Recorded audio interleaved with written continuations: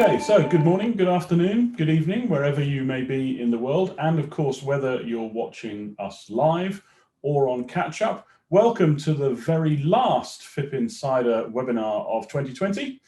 Over the course of this year, including our major events, my rough guess is that we've done over 100 of these sessions, so hopefully you're joining just as we've learned how to do them properly. And we return today to the subject that's proven to be the most popular, digital subscriptions. Now, between our quarterly digital global subscription snapshot, the how-to guides that we publish on our website, and our recent series of masterclasses, we've devoted a lot of time and attention to this subject. We've been doing this because our members tell us that it's one of the most important considerations in their businesses right now, getting consumers to pay for digital content.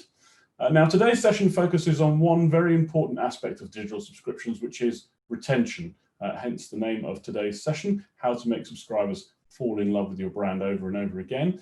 In other words, once you've acquired a subscriber, how much time and effort should you put into keeping them? And what are some of the techniques and some of the pitfalls associated with doing that? And I'm delighted that we're going to be joined by three experts in a moment to discuss the ins and outs of this subject. But before I do that, just a little bit of brief housekeeping, particularly for those of you who may not have joined one of our FIPP Insider webinars before. This is very much an interactive session. We thrive on the interaction with our audience, and we really do want to hear from you. So if you look at the bottom of your screen, you will see, roughly where I'm pointing, that there is a Q&A button. Please do use it.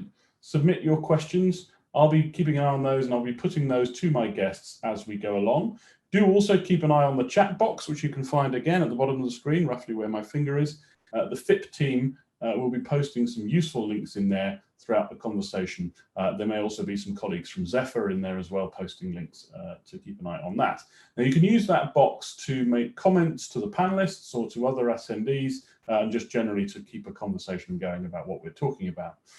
A reminder that this session is being recorded, so if you want to watch it again afterwards, or if you want to share it with a colleague, you'll find the video on our YouTube channel, which is, of course, FIPP World.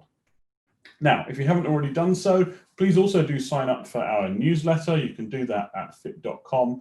That way, you'll never miss out on the great content that we produce, and you'll also get notified when the video is posted. We're delighted to be hosting today's session in partnership with our good friends at Zephr. Having been founded only a couple of years ago, they've grown rapidly to become one of the leading providers of paywall and digital subscriptions technology. And of course, their technology powers a number of important brands, including in the next few weeks, ours. We'll be using it to launch the members-only space on fipp.com. So if you want to know more about Zephr, their services, their track record of success, please do go and have a look at their website, zephr.com. It really is a fantastic product. That also provides me with a nice opportunity to welcome and to thank all of our members joining us here today. A reminder that, as I said earlier, FIPP's key resources, our white papers and podcasts and videos and so on, will shortly be going behind a members-only wall on the website powered by Zephr. So if you want to join and ensure that you continue to access this great content, you contact me now at james@fipp.com, and I'll tell you a bit more about membership. Right, that's enough, I think, from me. It's time now to introduce my guests for today. Firstly, we're joined by Chris Scott. Chris is the CTO of Zephr and has more than 10 years of experience as a technology leader in UK startups. My second guest is Jackie Lilinshtein, Head of Digital Product and Innovation and Capital Economics. And my third guest is Jeppe Bjerrum, Head of Subscription Sales and Service at Denmark's Jysk Fynske Media. Chris, Jackie, and Jeppe, welcome. And a reminder, of course, for all of you to unmute yourselves. Thank you. So we're going to start with a kind of overview of this subject, a very top-down view. So I'm going to come to you, Chris, first. Just give us, from your perspective, looking as you do across the industry as a whole and across this topic as a whole, what are the key things that you think we need to be focusing on when we're thinking about retention?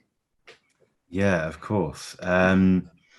Well, so look, to make subscribers fall in love with your brand, I think actually whether it's for the first time as an acquisition or in line with the title of this webinar over and over again, the thing that you're going to want them to do is to experience the things that are great about your product.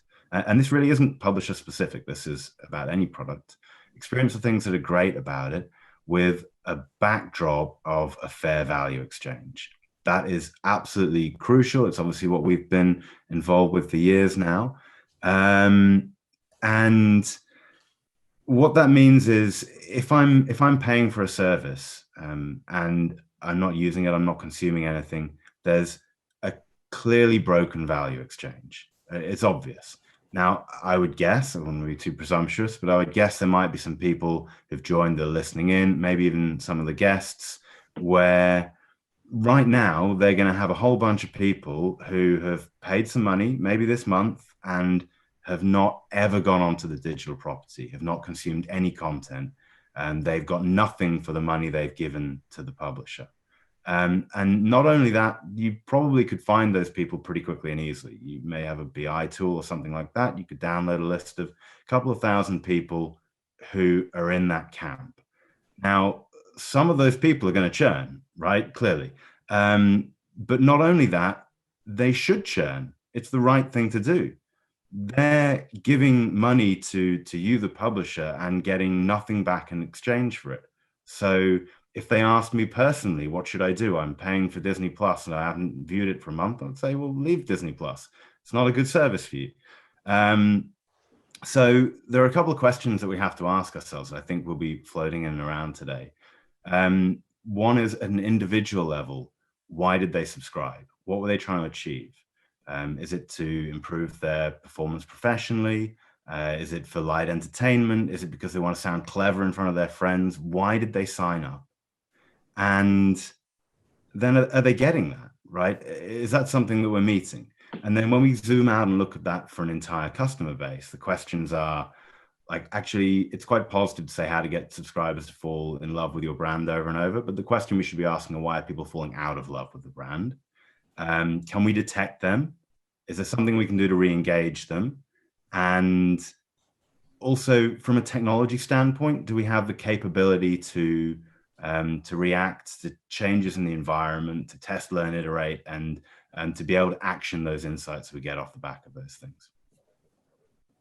So, Chris, that's a really great overview, and you've given us a really key number of steps there to work through. So what you're saying, one of the things you're saying there is that you kind of agree with the strategy that some of the big streaming giants have taken of proactively cancelling dormant users as a way of actually making them more likely to be loyal in the future. Is that right? I certainly think that the sentiment of that strategy makes sense. So my personal taste is I would be optimizing for lifetime value over conversion rate. And I wouldn't want to run a business where a substantial proportion of the revenue came from the so-called churn and burn mechanics, right? If somebody is not using you, I would say maybe you should consider something like that. But first and foremost, do everything you can to get them to use you, right? When this is all working well, they're using you a bunch. So there's no question about cutting down subscription or putting it on pause or holidays. And first and foremost, get people to remember why they signed up. I think one thing that I would assert is anybody who subscribes, at that moment at least, they really wanted to love your brand. People don't sign up from a standpoint of wanting to hate you. Clearly, they're there and putting their credit card in because they want to love you. So the question is, was there a fundamental mismatch between their expectations and what you delivered? Even in, like, maybe in terms of the product, maybe in terms of like how it was pushed across, or has something changed? In either case, there needs to be some reaction to that. Yeah, definitely. I think also it's worth pointing out that having a large base of dormant users represents a big risk to you as a business as well, and that's something you need to be very conscious of. I want to give a thank you to one of our delegates, Isha Babuta. Thank you very much. You set a new record for asking a question in the quickest time possible. That's great. Hopefully that's going to carry on throughout the session. Your question was, in terms of retention, how much of our efforts are simply delaying dormancy stroke churn? I think hopefully we've just answered that question for you, Isha. If you want us to expand on that a little bit more, then do send us another question or follow-up question and we'll answer that. But I think we've covered that point. So let's crack on then to my other guests. And before we dive a little bit more deeply into this subject, let's hear a little bit more about their businesses. Jackie, let's start with you. Welcome to FIPP Insider. Tell us a little bit about capital economics and tell us how a paywall and a digital subscription fits into your business. Sure. Well, thank you for having me, James. I'm the head of product at Capital Economics. It's a economic research firm, B2B business. We have a high value subscription that we sell to banks and policymakers and traders. So we have few high value clients, and it's an annual subscription model. So it might be a little different than, Disney Plus, where you can cancel the next month. So we have a bit more time to get to know our customer once we've signed them. Our business converted to the digital realm relatively late, in the last 2 years. We were a PDF shop. As embarrassing as it sounds, that's fundamentally what we were, an archive of PDFs. The digital transformation was key for several reasons. One, to get to know our customers and what they're doing through usage. But to answer your question directly, the paywall was used to help us acquire customers through a proper marketing, advertising, conversion journey. So that's a little bit about capital economics. And Jeppe, tell us a little bit about Fynske, Jysk Fynske Media. Sorry, I'm probably pronouncing that terribly badly, aren't I? Oh, it's fine. It's fine. You're doing good, I think. We're a Danish media conglomerate, a merger of 4 old Danish media companies. We run subscription-based titles. We have 14 daily newspapers, and then we have a bunch of free weekly newspapers, radio stations, and several different areas of business as well. But my main focus is the subscription business on our paid news sites and print titles as well. And that's a good point, actually. One of the things we're going to come back to later, which will be of interest to a lot of our listeners today, is the interaction between print and digital, and it's great that you have the overview of both. But before we talk about that, I want to come back to one of the first things that that Chris posed to us, which is identifying how somebody is likely to churn, the detection phase. So I'd like to ask both of you, maybe start with you, Jackie. You said you've got a bit more lead time with your subscriptions because they're more B2B and more high value. But how do you know when a customer is likely to churn? Do you have any indicators that you look out for? Yeah, we do. So one advantage we have over a traditional B2C is that we know when the renewal date is coming up, and we could work up to that date with a series of pre-planned steps and engagement touch points. So that's number one. And a few things we've learned is engagement in the last 3 months is actually quite dependent on engagement in the first 3 months. So once we have a user signed up, we need to get them, to quote Chris, loving our product in the first 3 months. So that's a separate engagement metrics that we follow. In the last 3 months, we'll look back in time and we look at 2 main indicators. One is active users per account. So we'll sell to a company and several people in that company will be users. We found a very specific number, less than this, and they have a lower renewal rate, more than this, and they have a higher one. And of course, it's not rocket science. The other one is engagement or interaction points, but we do something, we go a little step further. We look at all the interaction points separately and we weigh them. So we know that, for example, an interaction with one of our economists weighs more than just a simple email open. And those are the 2 main ones that we look at. Yeah, and I love that metric, by the way, for a B2B account. I think number of active users per subscription, that's really a crucial one, and certainly one I'm going to take back for my own business. A really good insight there. And Jeppe, what about you? For a consumer business, a bit more fast moving, with this kind of interaction between print and digital, what are the things that you look out for when you're thinking about churn?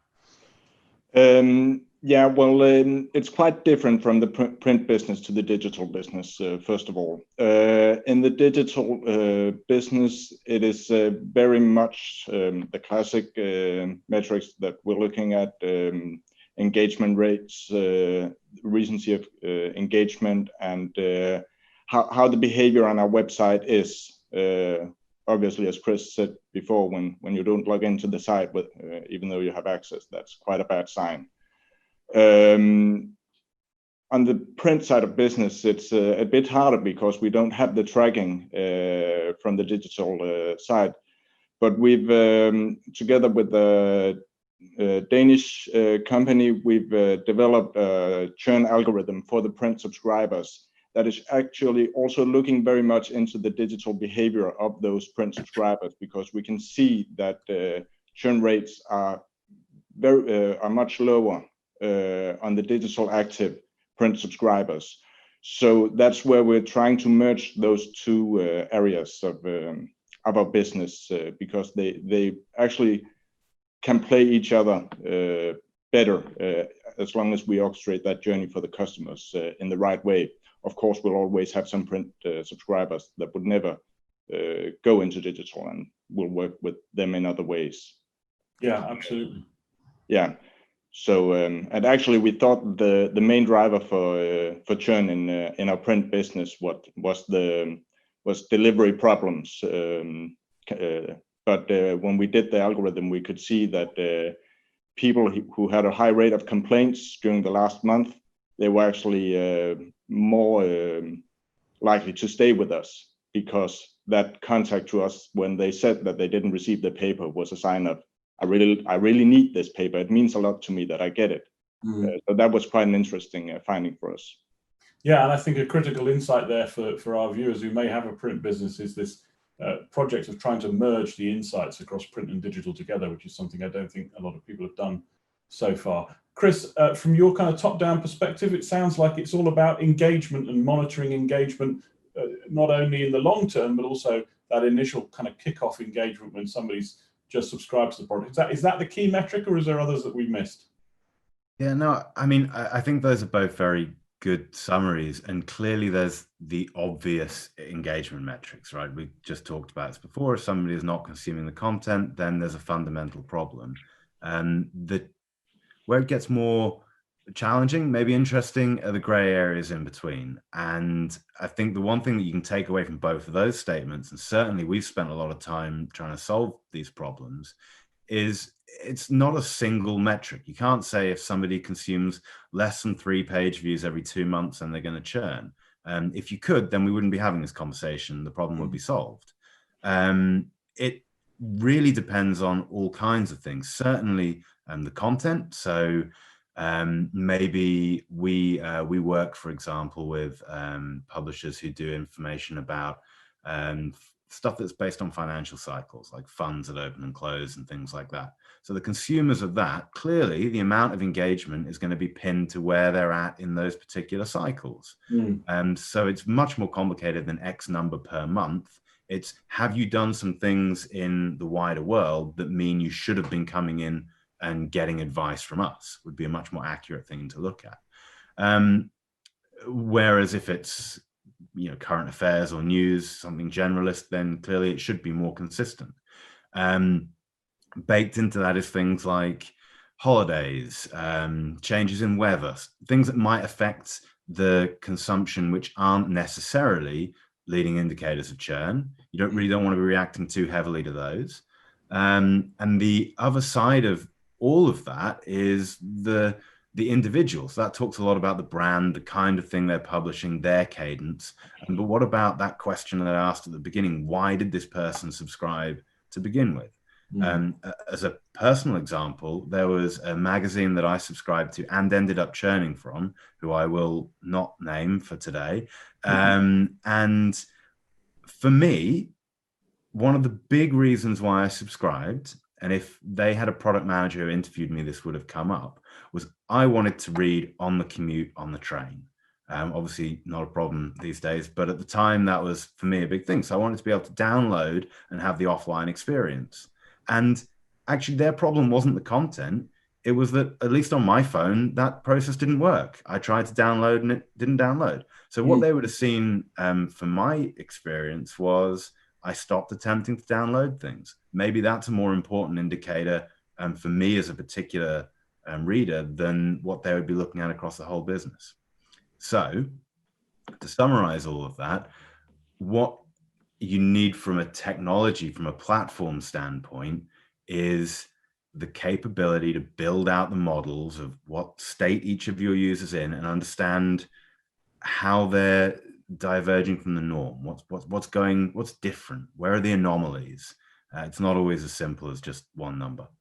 Yeah, absolutely.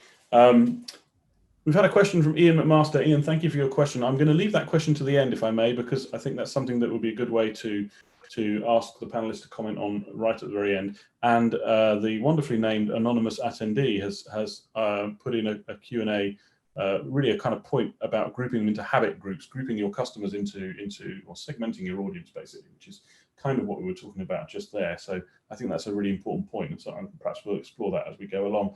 But Jackie, I want to come back to you first and just ask you, because this is a relatively new product for you, the implementation of the paywall, moving as you did from your PDF library model that you had before. You've just come through the first retention cycle. You've just been going for about 18 months now. What did you learn from the first kind of retention cycle that you went through? Lots of things to learn your first time around. Well, on the subject of users and segmentation, the first thing we learned is that there's no such thing as one user. In fact, I ban the word from meetings. If you say the word user, you have to be more specific. This type of user, an early user, a low user, an advocate. We have many different types of users, and we're getting in the habit of identifying them when we speak, even amongst ourselves. And that then translates and kind of gets absorbed in the products that we build. So hyper-segmentation, hyper-personalization, hyper-individual, that's not actually a word, but basically speaking to an individual. We now have the digital tools to know a lot about the person, and we want to use those to make the experience better. You mentioned good content. Good content is great. Good recommendations on top of good content is even better. And so the retention cycle that we've learned is, during this first retention cycle, we've learned that no single pattern, no single engagement metric works, and we do have to look at the real details of the individual users. Yeah, absolutely. I think that's becoming also an emerging theme, is that segmentation is perhaps not as useful as being able to profile individual users and creating rules around them, which I think is really important. Yeah, just one more thing. There's also, I think, one drawback about segmentation, or I guess one limitation how we think of it, is that you fall into just one segmentation. Obviously, you can have job, role, and industry. Yes, some bigger ones, but there are very many different intersections in segmentation. And if you look closely, you'll find there's some interesting correlations with them. The one that we found is the advocate within a company, the one person who's really pushing to have that company pay for our subscription. We treat them differently than your generic high power user, for example. Yeah, you're a super fan. Yeah. Super fan, yeah. Absolutely. Jeppe, I want to come back to your business for a moment. I just want to ask you about one of the things that Chris mentioned there, which is thinking about all the different aspects of a reason why somebody might churn. One of those is that we've seen this boost over the last few years in digital subscriptions, driven by the global situation, the election of Trump, the pandemic, all those kind of things. Are you expecting more churn than normal in the years to come, given that we're starting to see a return, perhaps, he says with a smile, perhaps to normality in some of these things?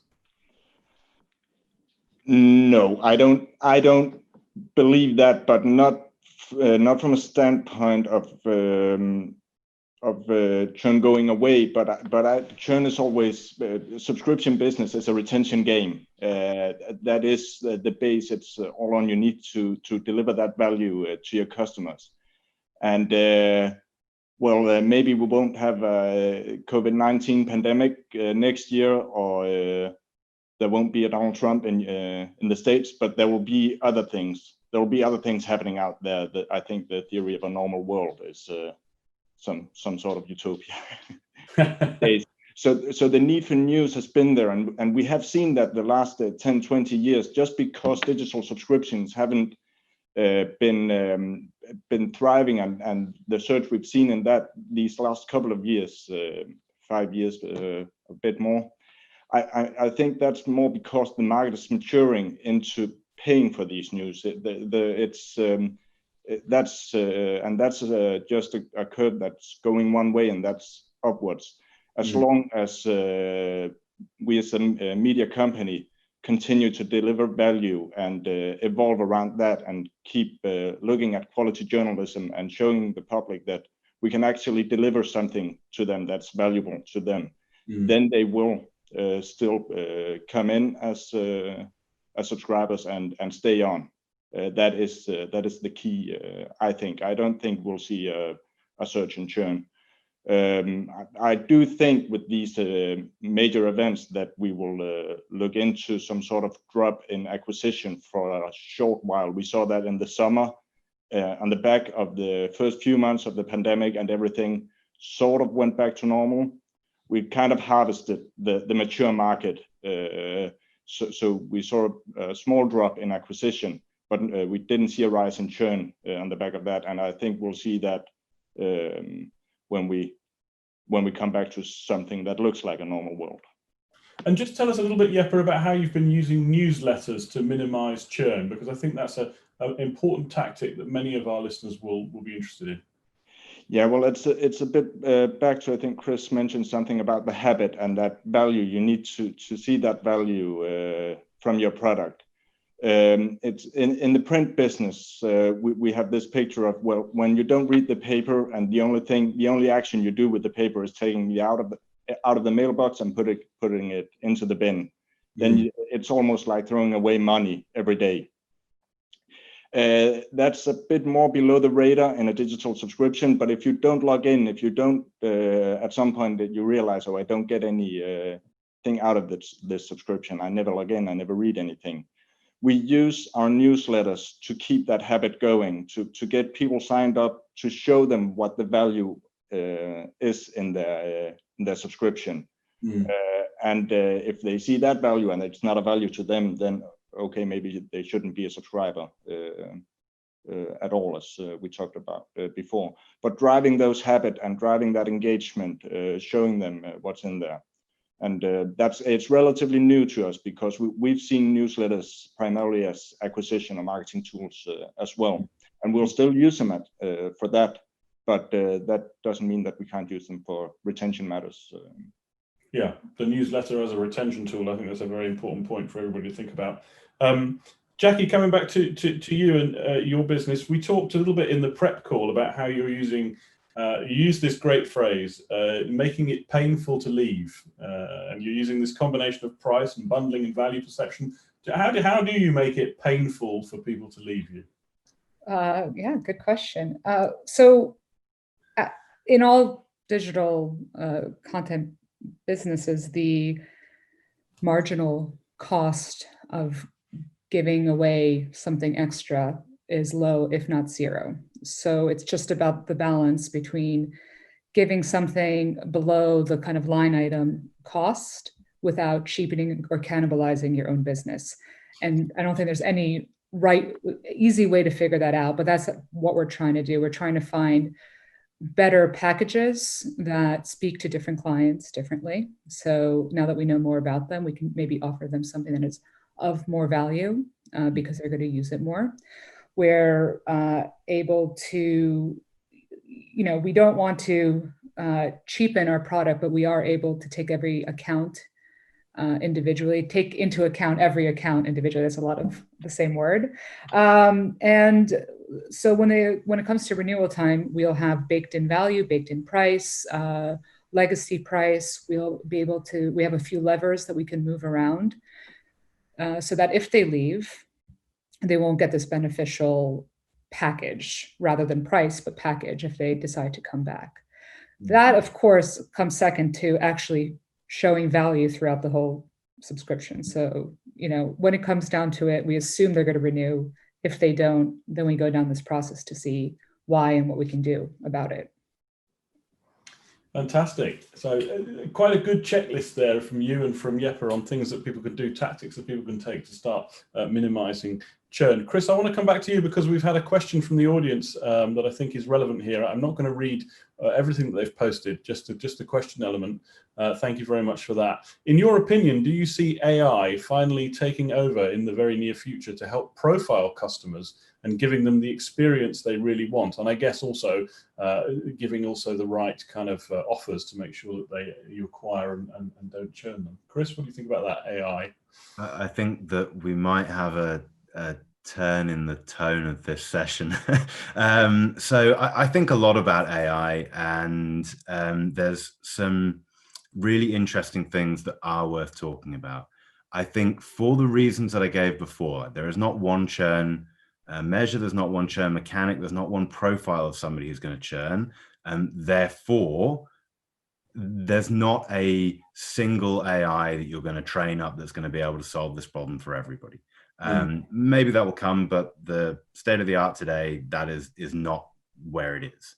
There are a couple of things that you can do that are definitely achievable that work in that space. So one is training your own algorithm. Now that might be something that you take on as a really technical kind of home built task. It might be something where a partner can help you with it.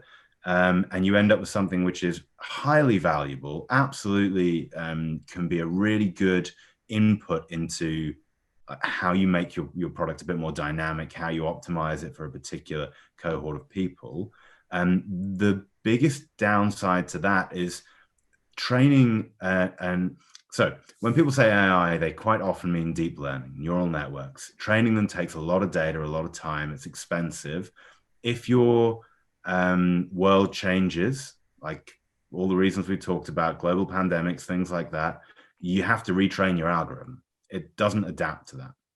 Now, there is a branch of machine learning called reinforcement learning, which is very interesting. We've done a lot of experiments in our R&D lab around reinforcement learning, and that is a nice way to move a bit more quickly and have your algorithm update. It does come with some compromises, like everything does. So the quick answer here is maybe nearly, nearly there.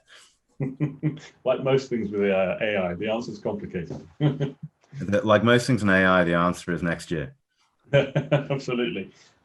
Chris, also, you guys published a report recently looking purely at this issue, and there's some interesting points in there to explore. But I want you to talk us through the idea that churn begins at the moment of acquisition. What did you mean by that? So yeah, there were some interesting things on the report to that end. So, I mean, you could say actually, at least thinking about churn starts before the moment of acquisition. So the problem fundamentally is that the offering is too static. It's not focused enough on a segment or an individual. It's not personalized. Jackie's talked about it. It's not solving the problem that person wanted it to solve, or it's not being put in front of them. The recommendations aren't right. So what we identified in our research was actually almost 50% of publishers have some kind of trial period. That probably isn't surprising, but it's common to have some kind of trial. Now, at the point that a trialist converts, you already know quite a lot about them from what they've done during the trial period, right? You know what they've read, you know the topics they're interested in, maybe favorite authors, anything like that. You know the frequency that they visited the site on, you know the number of page views per session they have. There's really quite a lot of data that you've got there already. And actually, I would challenge somebody in that position and say, you could probably define right now what churn looks like for that individual. Right, somebody's been trialing with you for maybe a meter or something like that. They've been interacting with your site for a couple of months. They've viewed a certain amount of content every week. They've viewed it in these areas. Now, maybe when they pay, they're going to consume more content. But if they consume less, immediately, if they consume less now that they're paying than they were when they weren't paying, they're likely to churn. That's obvious, right? So I'd say that before they even sign up, you know a lot about what unhealthy looks like. Now, based upon all of that, of those people who did a trial, something like 70% of them don't do anything with that data that comes pre-acquisition. They don't tailor it at all. So that is a huge opportunity to put in a platform like Zephr, which can make your experience a bit more dynamic and run different rules, take different inputs from what they've done already, and tailor the experience so that you're making everything a bit more appropriate. Like, for example, don't try and upsell somebody to the next tier if they're clearly not engaged with the current tier. Like, it sounds easy, but those things actually move the dial. Absolutely. Yeah, I think that last point is a very good one. There'd be enough people who've had that experience to know that it's not the right thing to do. With your kind of top-down view as well and your kind of customer base that you deal with, do you think that publishers spend enough time on retention generally, or are they still very, very focused on acquisition?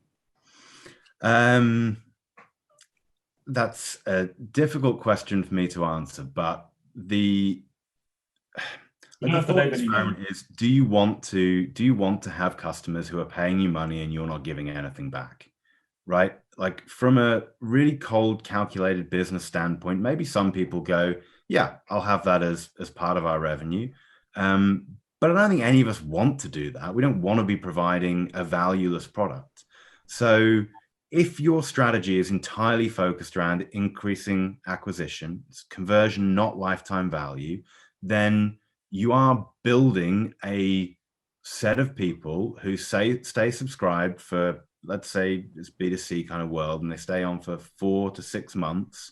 And really, the expectation gap was too big. They never really got on with it. It's just that they forgot their free trial expired. They've left it ticking over. A few things have come out of their bank account. They've noticed and canceled it. So if you're focusing on purely acquisition, you are profiting from that. And it would be a lot better to spend a bit more time optimizing for lifetime value, I think, for both parties. Yeah, absolutely. Jackie, roughly what's the split of time, you guys? How much do you spend thinking about retention versus acquisition? How much time in our business, our cost of acquisition and cost of renewal is, well, it's much more expensive, our cost of acquisition to renewal. I actually don't think there's any industry out there where that's not true, but in our case, the delta is greater. So retention is a huge focus of ours. We have special teams, we have special procedures. So I would say a good amount. However, that being said, our retention has always been very strong, and acquisition has been the harder hurdle. Once you've become part of our capital economics family, our renewal rates are high up there. So in terms of time, maybe split, weighed more towards acquisition, but in terms of importance and resources, about even. So hard to answer. I think I just gave some conflicting answers, to tell you honestly, but you get the idea. Yeah, it's a little both. Acquisition is harder and therefore takes a bit more time, but renewals is still the bread and butter of the business. Yeah, got it. Jeppe, how about for you? How much time do you spend thinking about retention versus acquiring new subscribers? Very much, and more than we did 5 years ago. We had in 2017 we changed our print product. Unfortunately, we didn't ask the market first, so that drove some churn and that really got us into the mind of, okay, we need this to be the key metric of our business. That is both in terms of reach and especially revenue. Churn or retention is the main driver for that. So we've invested quite heavily in churn prevention in the last 2-3 years. Not to say that we don't have focus on acquisition, because we do very much, but the key metric for the customer service department is retention or churn value. Is that being on budget? We have a specialized retention team in our customer service department. We're doing outbound call based on algorithms, the churn algorithm to customers in churn risk. And all these sort of things. And actually, the main part of our acquisition also comes from a win-back effort in our telemarketing department. So calling people in at very precise segments based on when they churn. So we call them right after 3 months, 6 months, and getting them back into the business, because that the cost of bringing those old customers back is also way lower than going out and getting completely new ones in. That's very hard on the print side of business. Then we're more aggressive on the digital side of it with pricing, but we can also drive lower acquisition costs in that respect. But I would say, in terms of other companies, I know we have quite a high focus on retention. Absolutely, and it is an age-old axiom of business that it's easier and cheaper to retain a customer than it is to get a new one, and that seems to be still the case in the digital world. You mentioned price day, Jeppe. I'm going to come back to that in a minute. Miles Sutop, thank you very much for your question. We'll come to that at the end. Good question there, quite a long question, so I'll read that out at the end.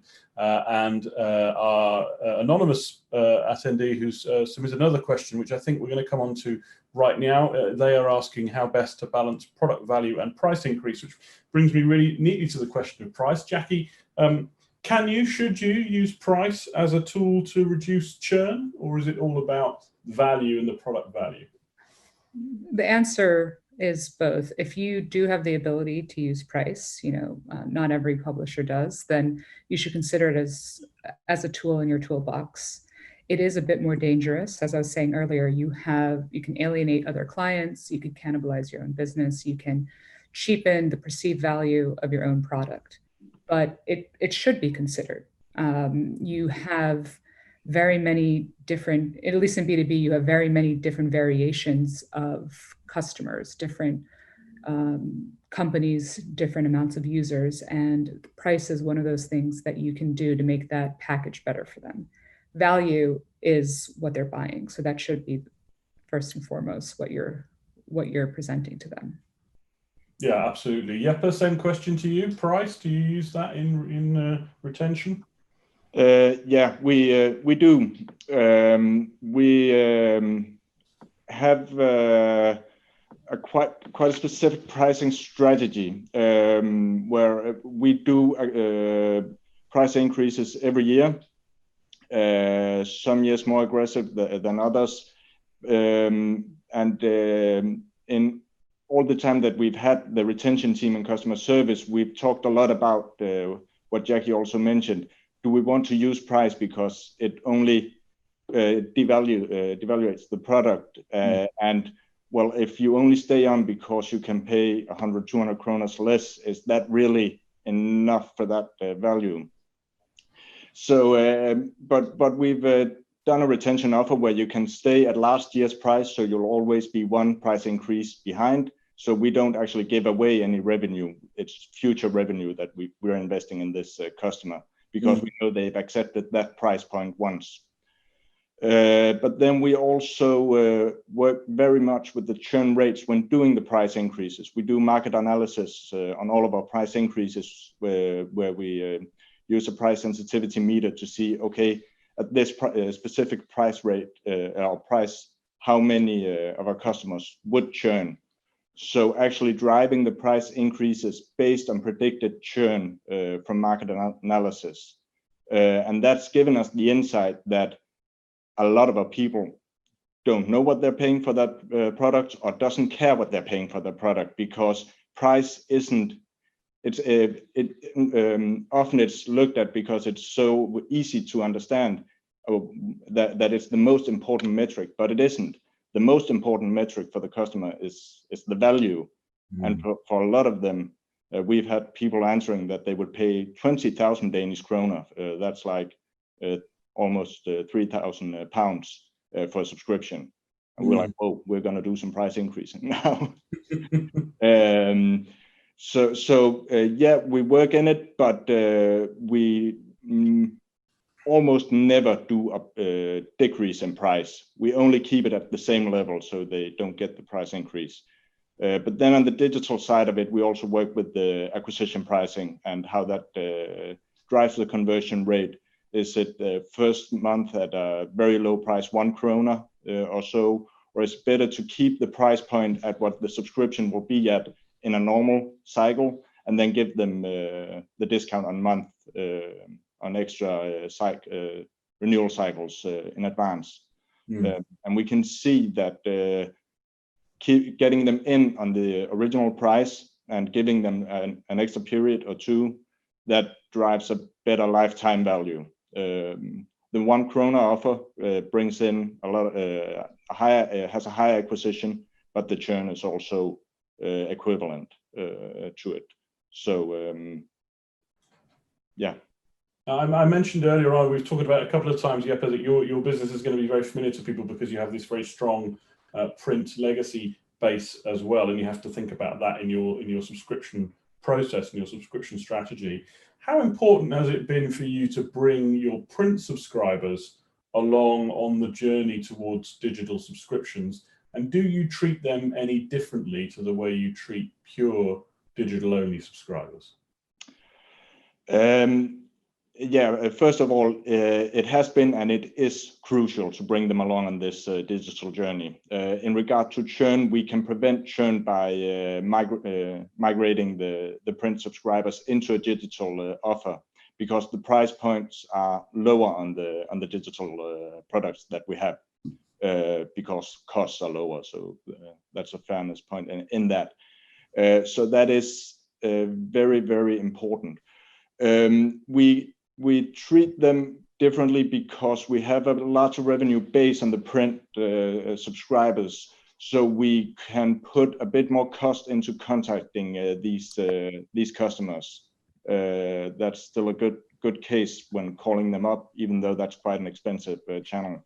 Whereas with our digital customers, especially the one at our lowest price points, that very quickly, that wouldn't make any sense from an economical point of view to start calling them up.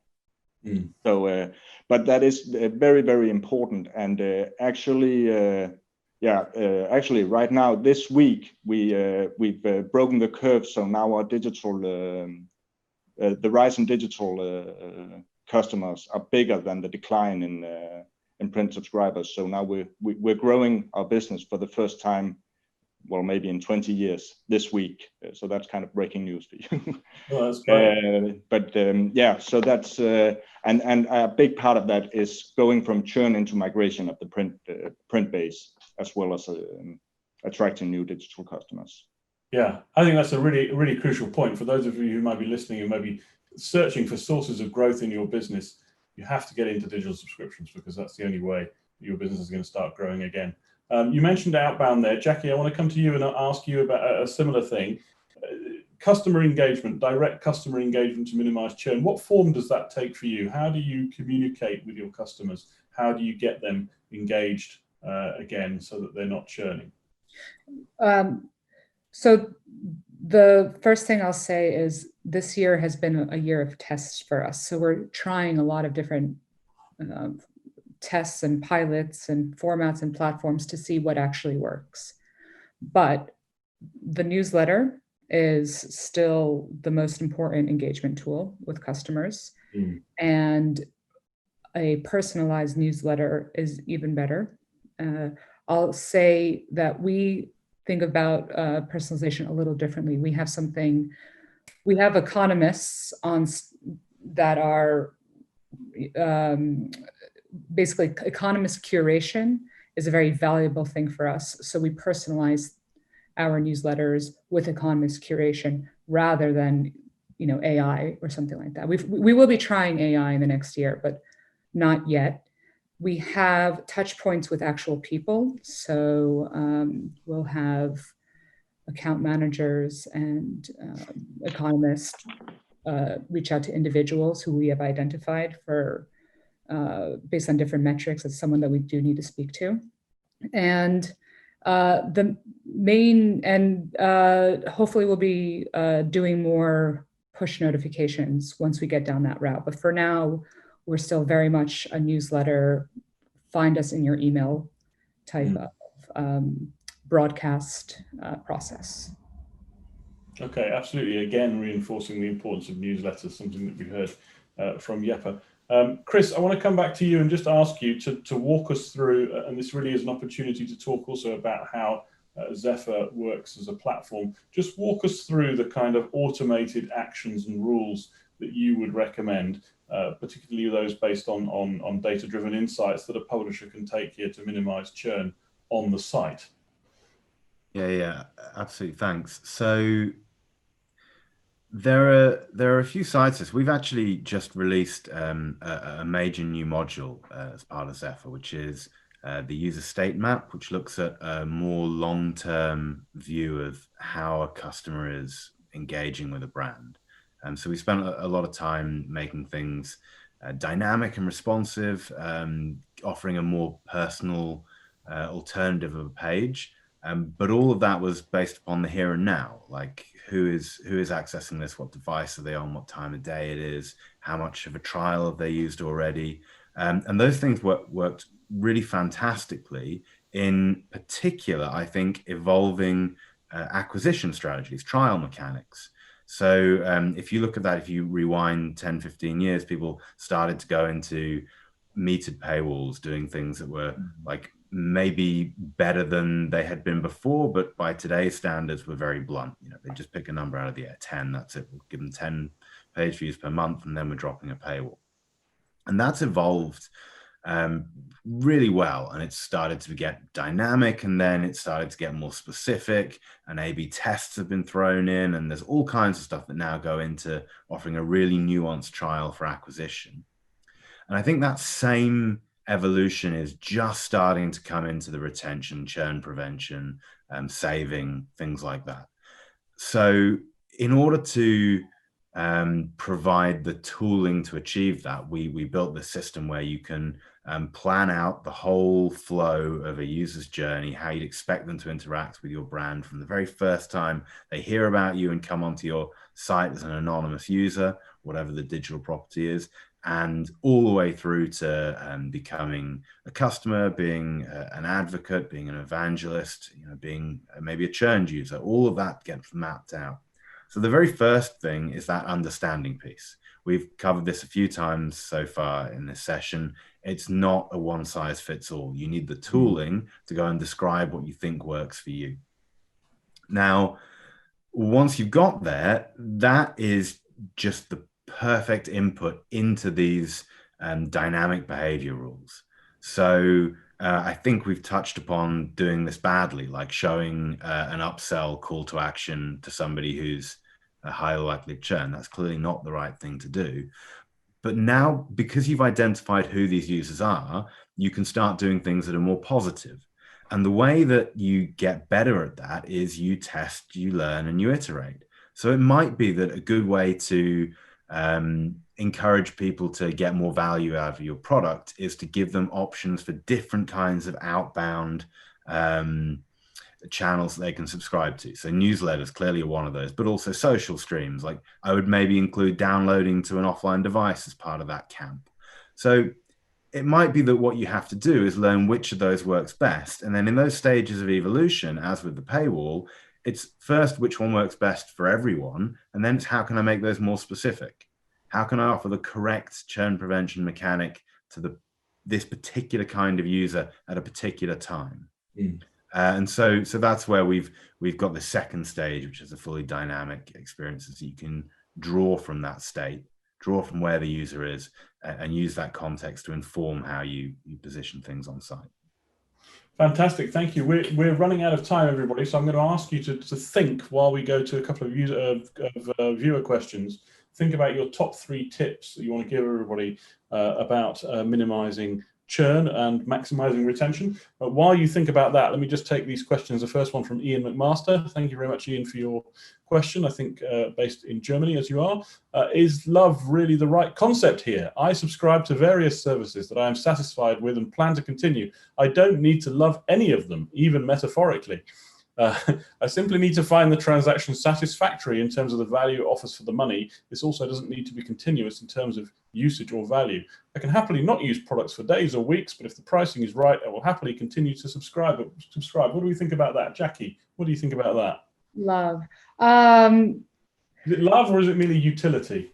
I think they're at the end of the day, you like using products that you have a more emotional connection to. Whether you use the word love or utility, I'm not entirely sure.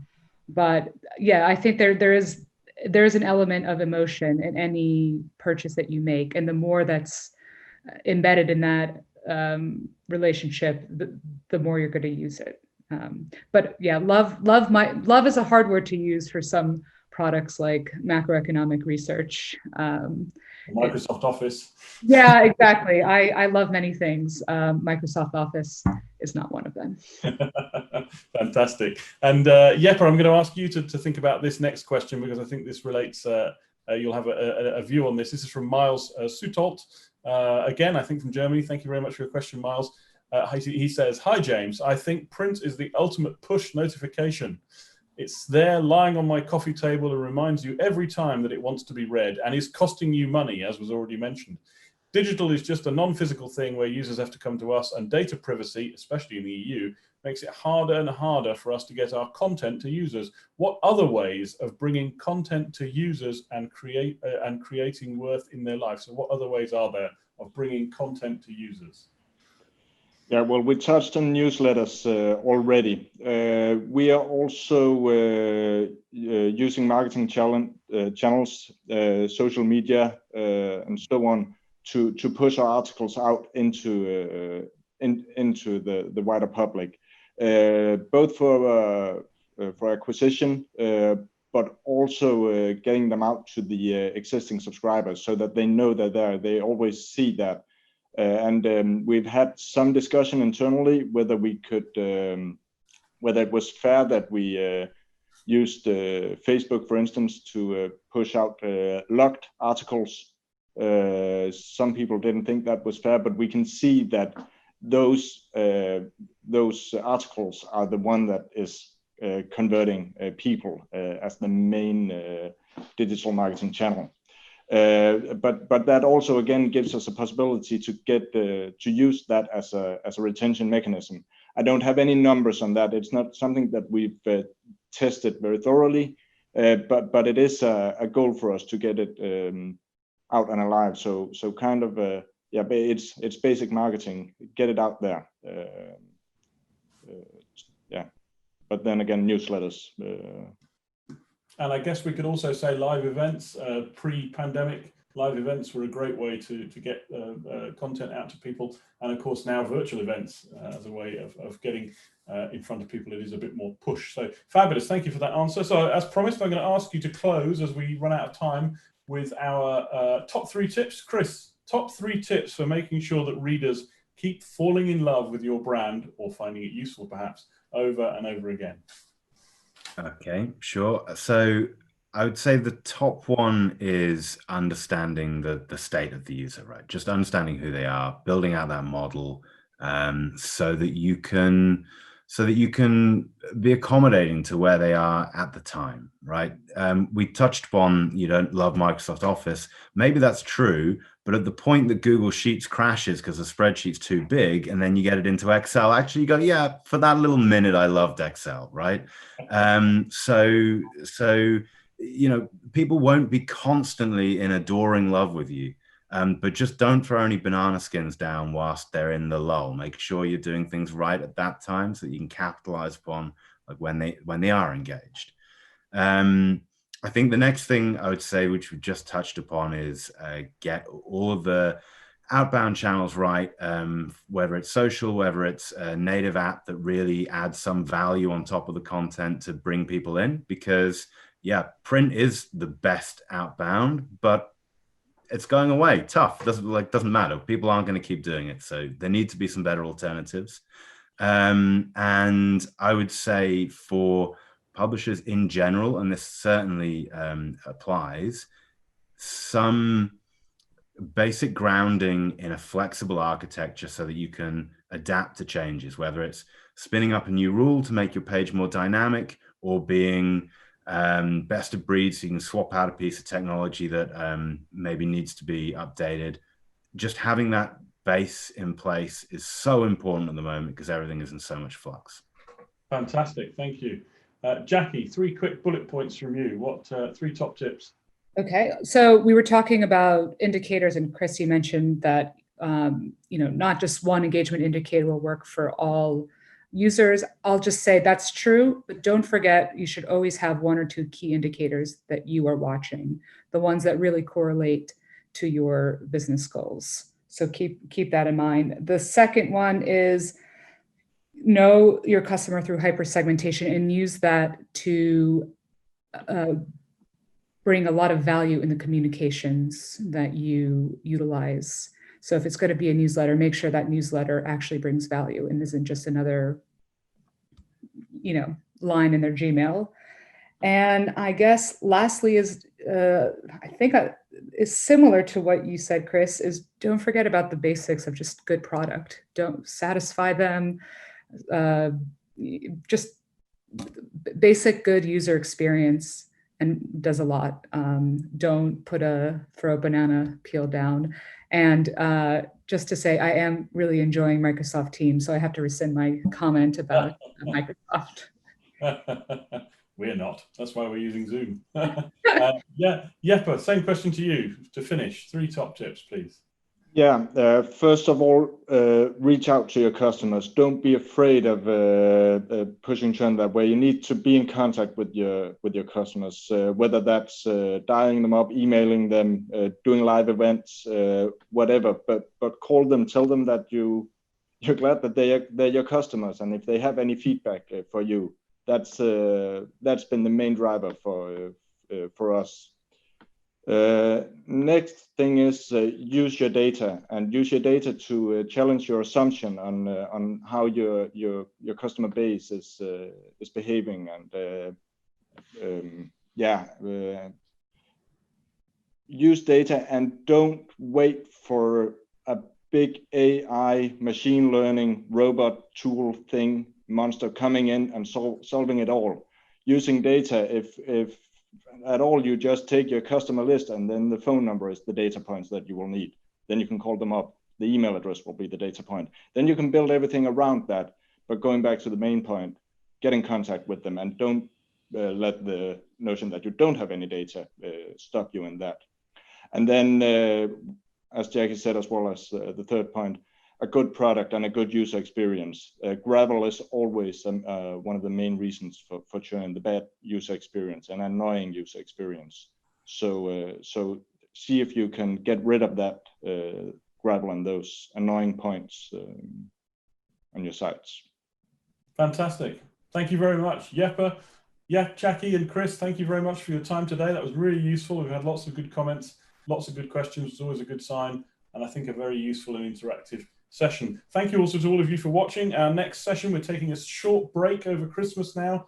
Next session will be on January the 14th. We'll be hearing from Jim Elliott and John French. We'll be talking about the US market and recovery prospects in the US market. A reminder that today's session was brought to you in partnership with our good friends at Zephr. If you want to learn more, please go to zephr.com, and you can learn more about the product there, and also get contact details. You can also contact me, james@fipp.com, if you want to know more. Please also subscribe to the newsletter on the FIPP website. Do also follow us on Twitter @FIPPWorld and @FIPP CEO. You'll make sure you'll never miss out on any of the great content that we produce. And of course, keep an eye on our YouTube channel, FIPP World, for the recording of this session and all the other sessions that we've done this year. You can review those and watch them again, or watch with a colleague, and hopefully get what you want out of it. Thank you very much, all of you, for watching. I hope you all have a great rest of week. If I don't see you, a good Christmas and New Year, and we'll see you all in 2021. Goodbye.